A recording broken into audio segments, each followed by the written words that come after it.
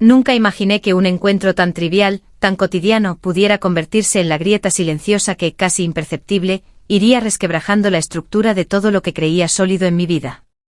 Mi nombre es Lucía, tengo 21 años y hace un par de ellos mi madre decidió rehacer su existencia. Nos mudamos a un barrio tranquilo de Granada, una ciudad que huele a azahar en primavera y a historia antigua en cada esquina, donde el sol parece no tener prisa por irse nunca. Su nuevo esposo, Mateo, tenía entonces 46 años y desde el primer día se comportó como si yo siempre hubiera formado parte de su mundo. Siempre atento, siempre presente, siempre, a mi parecer, demasiado cerca. Durante meses me repetí que era solo su forma de ser, que aquel roce accidental al pasar por el pasillo, aquella mirada que se demoraba un segundo de más, eran imaginaciones mías. Me autoengañé hasta que una tarde mi madre anunció que se iba unos días a la sierra a cuidar a su madre enferma.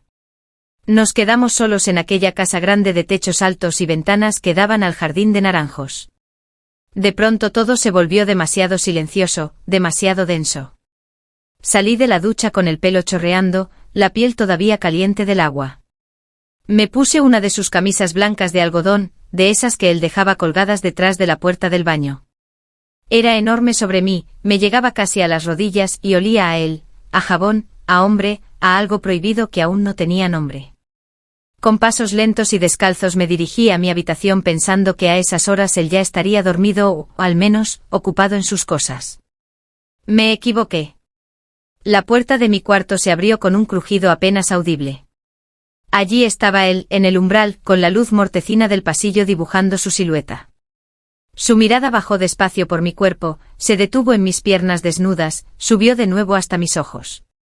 ¿No tienes miedo de resfriarte así?, preguntó con esa media sonrisa que siempre me desarmaba. Me encogí de hombros. La tela fresca rozaba mis muslos y me hacía sentir extrañamente expuesta. Aquí hace calor, respondí fingiendo una despreocupación que no sentía. Dio un paso hacia adentro. El aire se volvió más pesado. Aún así, ponte algo, dijo en voz más baja, más ronca. Estás haciendo que pierda el hilo de lo que estaba pensando. No me moví. Le devolví la sonrisa desafiante. ¿Y qué estabas pensando?, pregunté sosteniendo su mirada. No contestó enseguida. Me miró como nadie me había mirado nunca, con hambre, con peligro, con una promesa que me dejó sin aliento. El tiempo se detuvo. Solo existíamos él y yo en aquel pasillo estrecho. Luego suspiró casi imperceptiblemente, pensaba que ya eras una mujer, pero resulta que eres peligrosa. Se dio la vuelta y se fue, dejando la puerta entreabierta. Me quedé temblando con el corazón golpeándome las costillas y una certeza ardiente entre las piernas, aquello era solo el principio.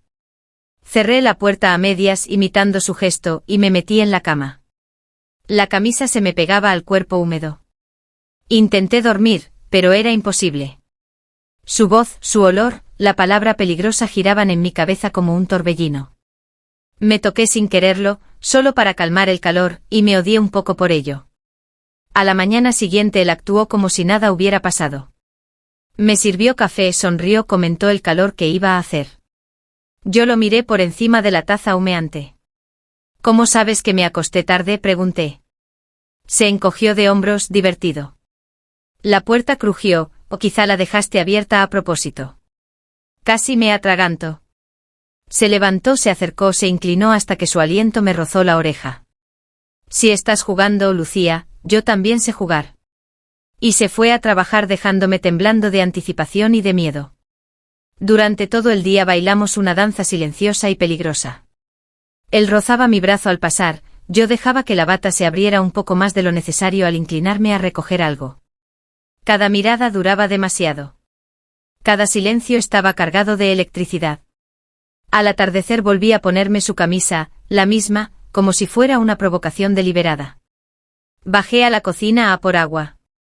Él estaba allí con el portátil abierto, pero en cuanto me vio sus ojos se oscurecieron. Otra vez con esa camisa, dijo con calma que no engañaba a nadie. Me apoyé en la mesa, cerca, demasiado cerca. ¿Te molesta? Cerró la tapa del ordenador de golpe. Me distrae. Mucho. Se levantó despacio, pasó a mi lado rozándome apenas el hombro. Ya en la puerta sin mirarme, sabes perfectamente lo que estás haciendo, Lu. Y desapareció. Esa noche no dormí. Me levanté 1000 veces, caminé descalza por la habitación, me toqué pensando en él y me sentí sucia y viva al mismo tiempo. Hacia la medianoche escuché pasos en el pasillo. La puerta de mi cuarto se abrió apenas 1 centímetro y se quedó así. Él no entró. Solo esperaba. Probándome. Contuve la respiración hasta que creí que me desmayaría. Cuando el silencio volvió, abrí yo. Allí estaba de espaldas mirando por la ventana del fondo con una camiseta vieja y pantalones de chándal que se le marcaban demasiado. Sin girarse, agua, ¿o has venido por otra cosa? Di un paso. ¿Y si es por otra cosa? Se volvió muy despacio. Sus ojos eran 2 brasas. Entonces entra. La puerta no está cerrada. Y se metió en su habitación dejándola abierta de par en par. No lo pensé. Crucé el pasillo como si estuviera soñando, entré y cerré con cuidado. Él me esperaba de pie junto a la cama. Cuando me miró, algo se rompió dentro de mí.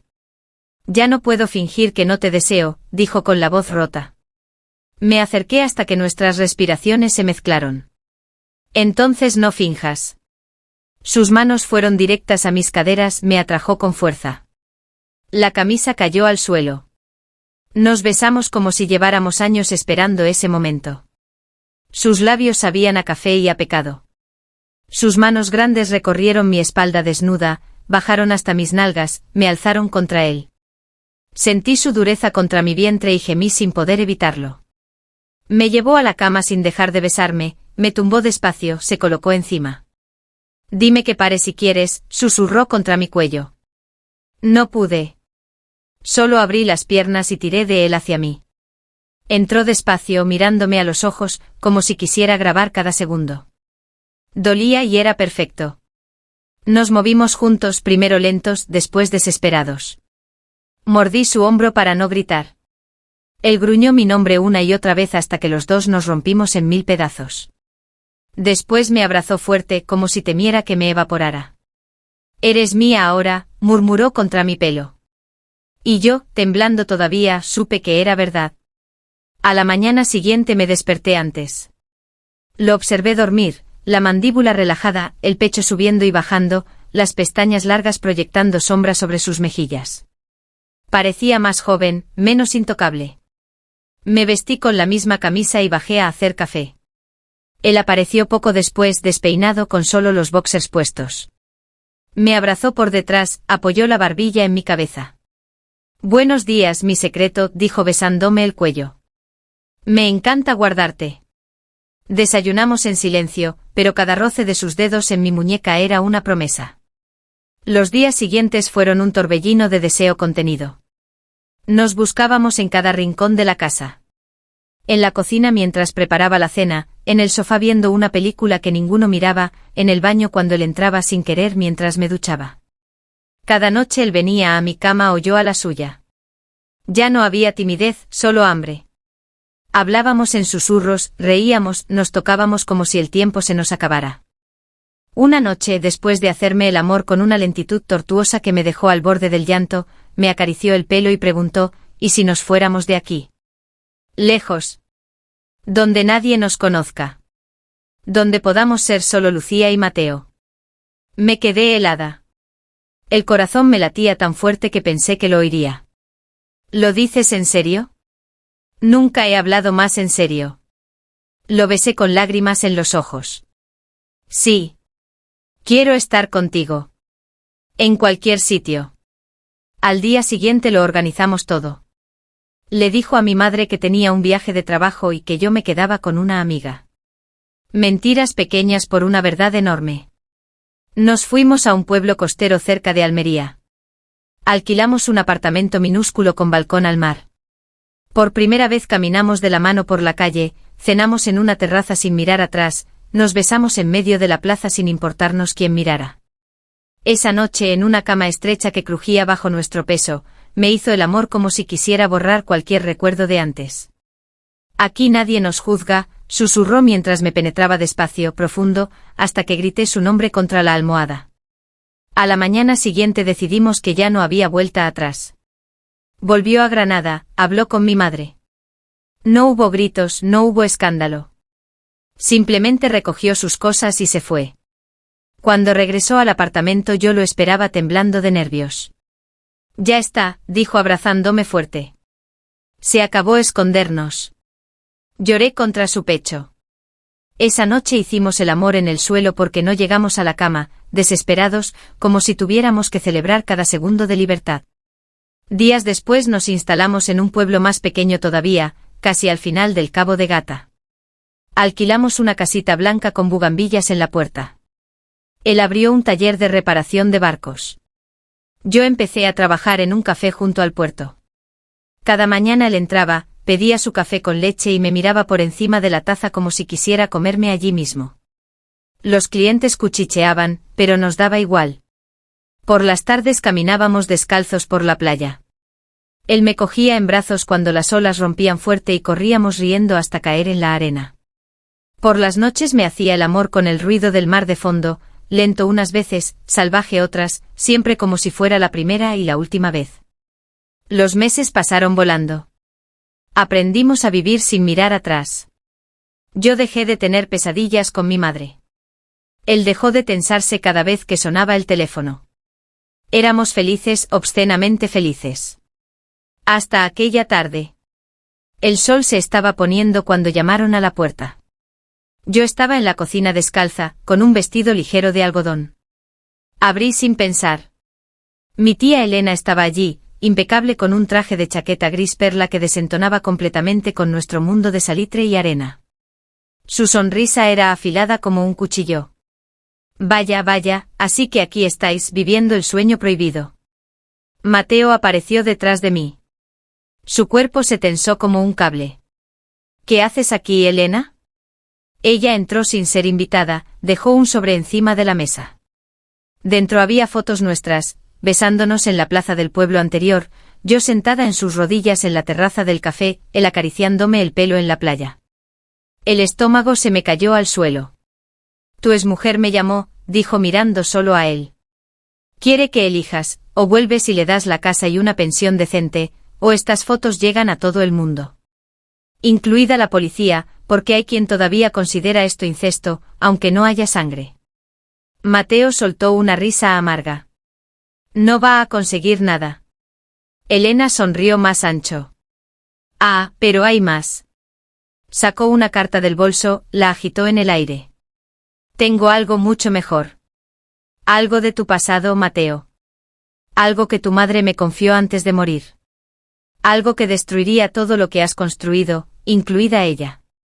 Me miró a mí. Pregúntale por su primera mujer. Pregúntale por el accidente. Pregúntale por qué nunca habla de su hija. El rostro de Mateo perdió todo color. Por primera vez desde que lo conocía, vi miedo de verdad en sus ojos. Elena dejó una llave sobre la mesa. La llave de la casa de Granada. Tenéis 48 horas. Después, todo sale a la luz. Se dio la vuelta y se fue, dejando un silencio denso y helado. Me giré hacia él. Mateo, ¿qué secreto es ese? Él se dejó caer en una silla, se pasó las manos por el pelo. Lucía, cosas que nunca quise que supieras. Su voz temblaba. Cosas que podrían hacerte mirarme de otra manera. Intenté tocarlo pero se apartó. No. Si te lo cuento, quizá ya no quieras estar conmigo. Esa noche no dormimos juntos. Él se quedó en el sofá, mirando el mar oscuro. Yo lloré en la cama hasta que no quedaron lágrimas. Al amanecer entró en la habitación, se arrodilló junto a la cama y tomó mi mano. Te lo contaré todo, dijo con la voz rota. Pero pase lo que pase después, recuerda que te amo más que a mi propia vida. Y empezó a hablar. Y cuando terminó, el mundo que habíamos construido con tanto cuidado se tambaleó sobre sus cimientos. Porque el secreto que guardaba Mateo era mucho más oscuro de lo que jamás imaginé, y ahora estaba en manos de alguien dispuesto a destruirlo todo.